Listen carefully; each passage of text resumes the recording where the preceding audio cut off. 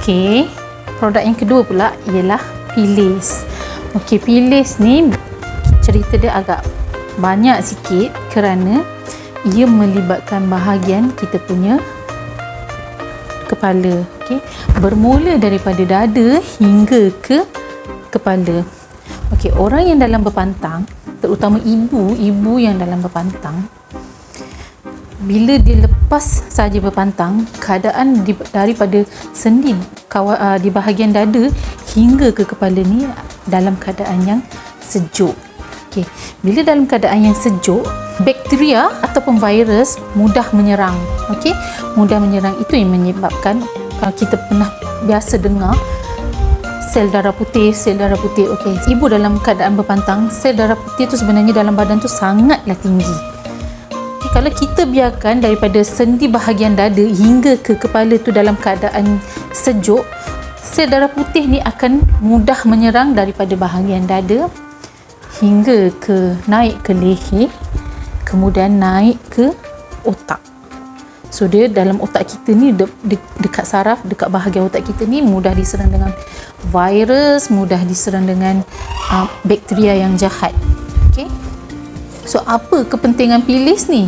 So Pilis ni lah yang menghalang, yang mengawal darah putih tu naik terlalu banyak ke bahagian yang saya cakap, daripada bahagian dada hingga ke atas. Okey. Okey, kalau sel darah putih tu dah serang tu, apa yang jadi kat bidan? Okey.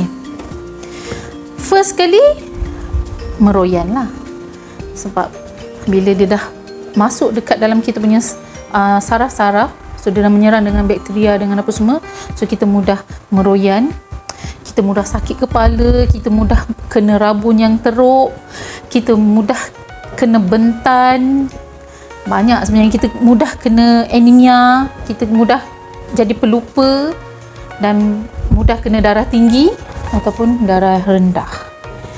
So apa Pilis ni? Apa kegunaan dia?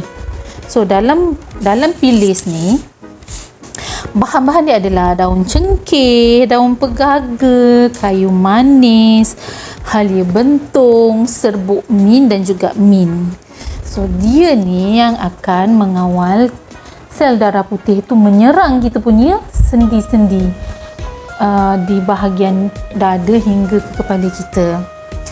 So herba-herba tu semua membantu untuk menghalang sel darah putih tu mengganas. Mengganas tau.